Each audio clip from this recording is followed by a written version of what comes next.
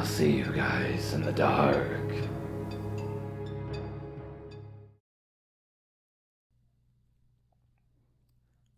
From the ages of 11 to 16 and 17, I used to be addicted to playing MMORPGs. They were literally my life, and I considered my online friends very real, and I loved them. Except I lied to them practically the entire time. I was pretending to be a girl, but not for the fun of it, but to target single teenage boys online for in-game currencies, gear, and whatever helped me progress through the game. Anyone who was an avid MMO gamer knows exactly what I'm talking about. Those amazing outfits you have to buy for real money. Those materials you had to buy with real money to progress through the game comfortably, and to go up against the best of the best. I was addicted. I wanted all of it. Except I couldn't get all of it. I couldn't buy it. My parents wouldn't agree, nor did I have a part-time job as a teenager. I devised a plan from the age of 13, 14, that I would pretend to be a teenage girl and get into seemingly realistic online relationships with teenage boys, and try to coax them into sending me these things. I used the names and pictures of teen girls I found on their personal profiles on places like Flickr and PhotoBucket. Usually when the boy decides to go snoop, because he thinks that I'm lying, he would find them and start believing it's really me. They are already too desperate. I even voice chatted with them. My voice was high-pitched even as a boy going through puberty. It was the best formula to trick them into liking and gifting me. I was desperate for all these in-game things, and wasn't thinking straight. I never realized how much these people could get affected. On my first MMO, I tricked a boy into sending me an outfit by pretending to be his girlfriend. This boy seemed madly in love with me, and since this was my first time trying this out, I genuinely felt bad for him and wanted to tell him I lied to him. He was pretty similar to me in all aspects. He wasn't well off either. He didn't work. He had a bad home life. But my idiotic self decided it would be okay for him to just gift it to me. It won't hurt, right? I thought this huge identity scam I created escalated from there. I tricked so many other boys, teens, and possibly even adult men pretending to be teens. It was horrible. I hated myself, but I just couldn't stop. I needed all of these gifts in these games. This is where the story starts. When I was 16, the last guy I ever talked to was a 23-year-old Russian guy who we will call Mark. I met Mark on a very popular shooting MMO. We hung out all the time and had many mutual friends on that game. Voice chatted with a group of people multiple times on Skype while playing. I never once decided to scam him because he was a free player, meaning he never spent money on games. He also seemed like a genuinely nice dude, but he asked me out. I tried to take on what I considered the biggest challenge of this scam. Will I be able to get a free player to spend on a game for me? Because I was always so well liked online, and many people knew who I was, and generally, I was a very nice girl. My ego was soaring. I knew I could do it. I accepted to date him online despite him knowing I'm a 16-year-old girl, a 23-year-old man. In the beginning, he was pretty normal. He was always trying to be sweet and romantic. We played together all the time. He did all the lovey-dovey, kisses and hugs text stuff. We even had cybersex. I, being the piece of shit I used to be, played along. It was all going pretty well. Too well. However, I noticed after a week or two that something was not right with him. He seemed very obsessive. He seemed manipulative. He also talked about my other friends from the game to make me unfriend them. He would always tell me they talked shit behind my back.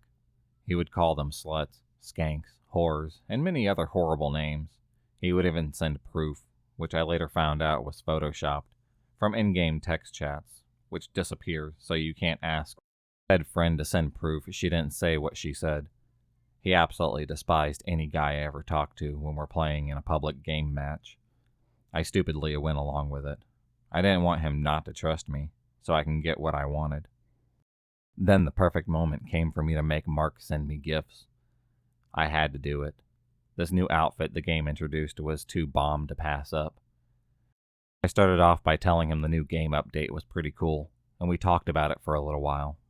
He suggested that we both get the new outfit, but I told him I had no money, and I totally would buy it for both of us if I could. He suggested that he steals money from his mother, a single, hard-working woman taking care of 2 kids. For a second, my mind told me to just let it happen.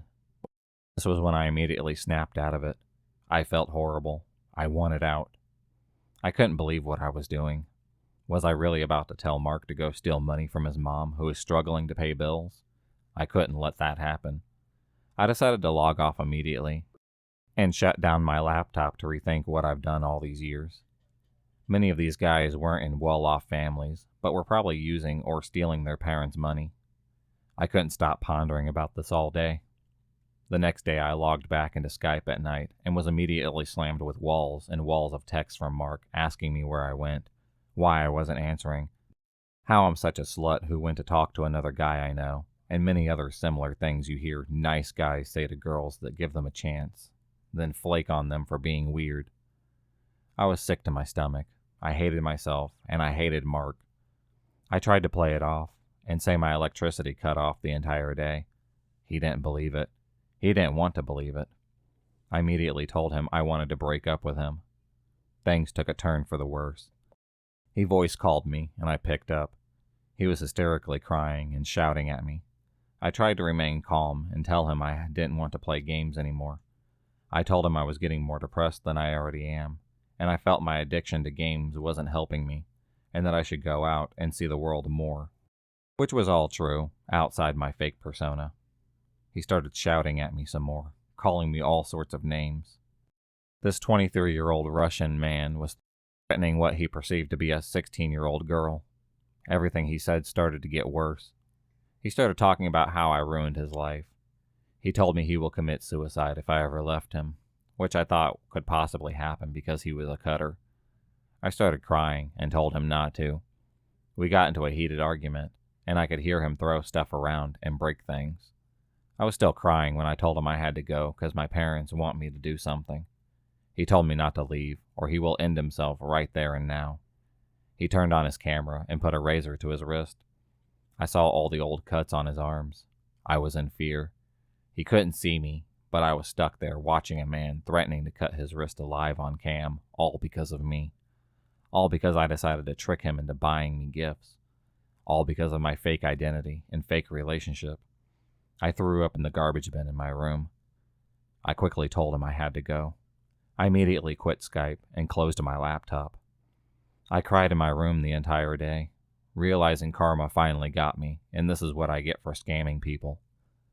I was a mess, and suddenly I passed out, asleep on my bed. I didn't know how or when it happened, but it did. The next day, I was unusually calm. The day went by normally. I sat in front of my laptop, but I didn't open it. I tried to think of a rational solution to all of this. I didn't want someone to commit suicide because of me. There was no rational solution to any of this. I had to just say goodbye to him and block him forever, and whatever happens, happens. I opened up Skype and was immediately slammed by walls of text again. This time, I didn't read anything, but saw that he sent some photos. He sent me pictures of his arms bleeding from the cut he made last night after ditching him. He sent me pictures of him crying. I was immediately sick again, but took a deep breath and went in as calm as I could possibly be. When he came online, I told him I'm breaking up with him. Mark again told me he was going to end himself if I ever dared to leave him. I calmly told him if he's going to, then why didn't he? He didn't answer. Clearly shocked by the question, he continued to threaten me again. I told him that I didn't care and that he's being too hard on himself. I told him he can find another girlfriend. He still continued to threaten me. I was fed up. I tried to reason with him, even was on the verge of revealing it was actually a 16-year-old boy all along, but decided it wasn't the best thing to do. I regretfully told him to go end himself. No other woman has to go through what he did to me.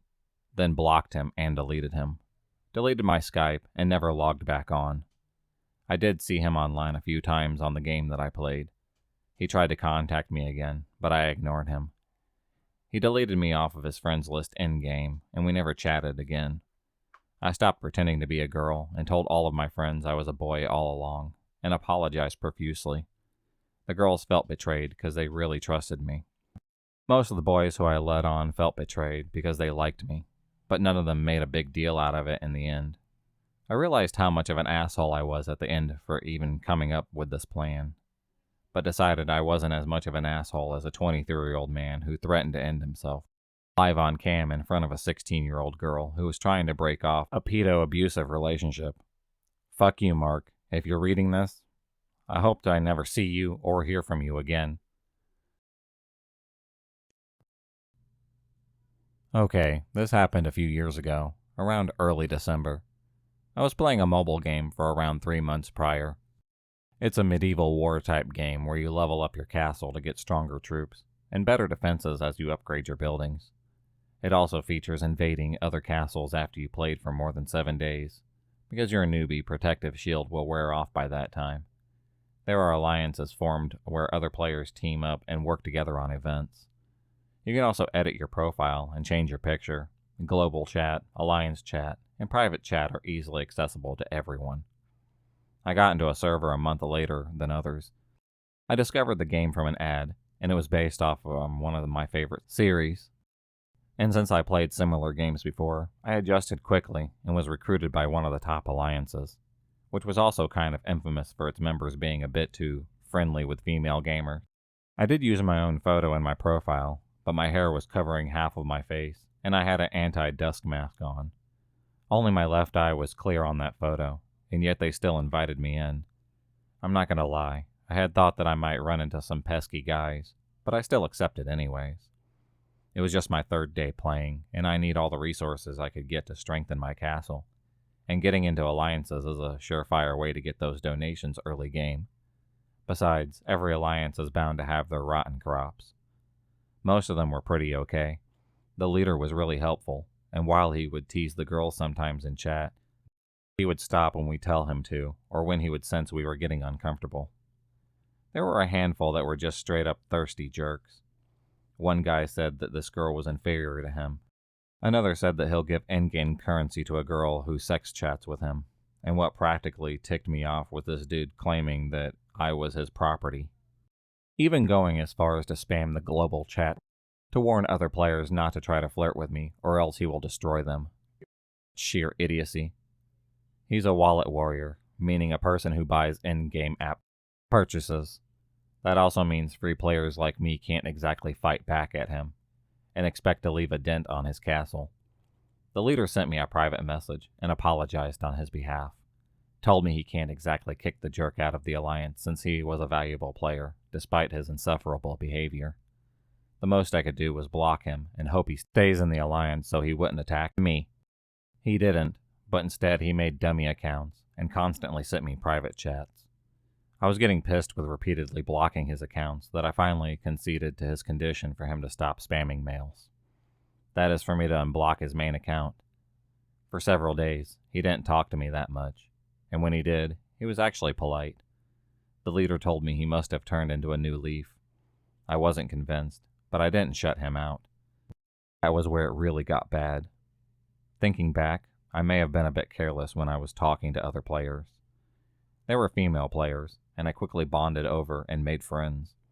Sometimes we'd chat in the alliance chat just so that it would be lively in there.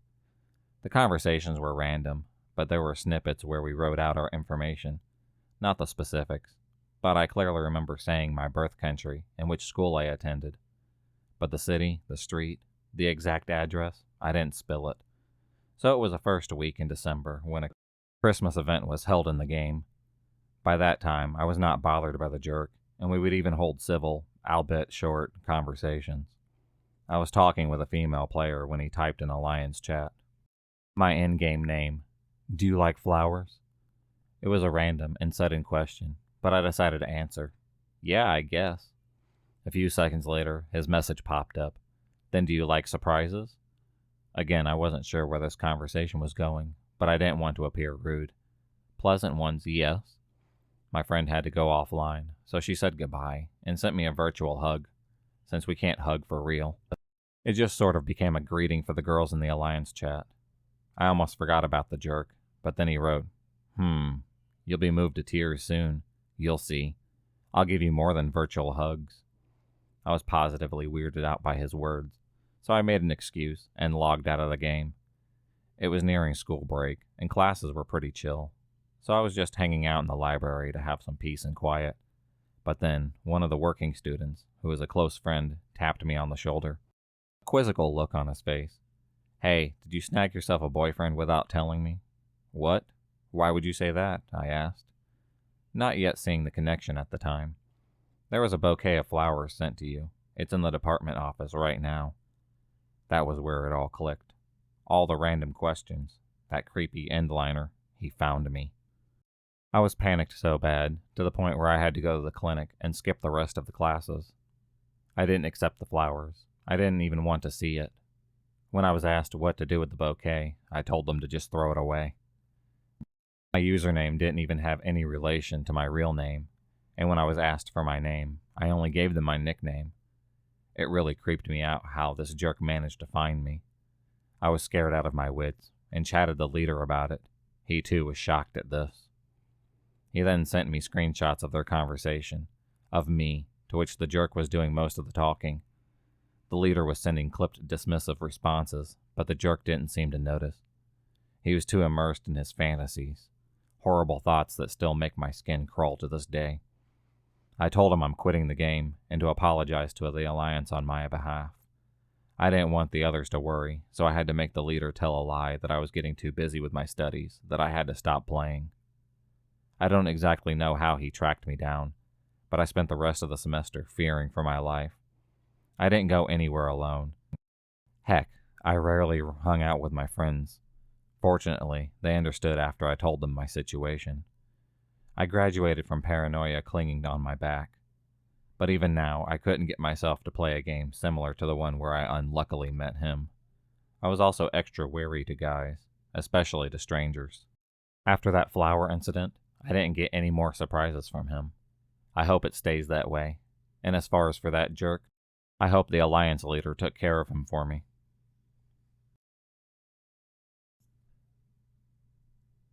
I remembered this because I'm an avid World of Warcraft player. The current game isn't fun for me anymore, and I was thinking back on my past as a gamer. I never told anyone about this because I haven't thought of it in many years, and my family is very anti-gaming, so I kept it to myself. I wanted to post it here just to get it off of my chest. This happened back when I was in junior high. At the time, the first Call of Duty game was all I played on PC, and I spent hundreds of hours online. I don't remember if anyone remembers a gaming chat platform called Xfire. It was like Steam, just without selling games. You could add people and see what game they were playing and join them. It wasn't uncommon for people to add each other after a good match. This was many years ago, and I don't remember many details, so I'll just do my best. I added this person whose Xfire name I don't remember. While playing Call of Duty together, we spoke many times, and he, or I assume was a he, would ask me questions like where I lived and what's my name. At the time, I was a lonely kid coming to terms with the fact that I was gay, and I just assumed this guy was my age, and I was happy to make a friend. His chats quickly turned creepy. I remember he would get mad when I wasn't in the same multiplayer match as him, or when I wasn't responding fast enough. He would call me by my first name, which I had told him earlier in our chats. I don't remember how we started doing this, but he began to roleplay and chat with me. He would type that he was rubbing my leg or kissing my forehead. As a lonely kid, I thought I had met someone my age who was interested in me. Let me just say that I was a very stupid kid who was never taught the dangers of online chats. I'm embarrassed even today that I went along with this for as long as I did, which may be a few months at most. The climax of all this was when he told me he wanted to tell me a secret. I said sure, and he told me about a young boy that he knew. I don't remember exactly what he said about him, but I remember he said he lived in Vegas, and he hated this kid for being a brat. I remember him saying that this kid never paid attention, and how this kid was smoking weed and a complete loser. I remember this next part the most. He then sent me a photo of what I assume was the Vegas skyline on a sunny day, with this kid photoshopped 3 times across the skyline. I remember this kid was a Caucasian with a light blue shirt, brown hair, and black backpack. He looked around the same age as me.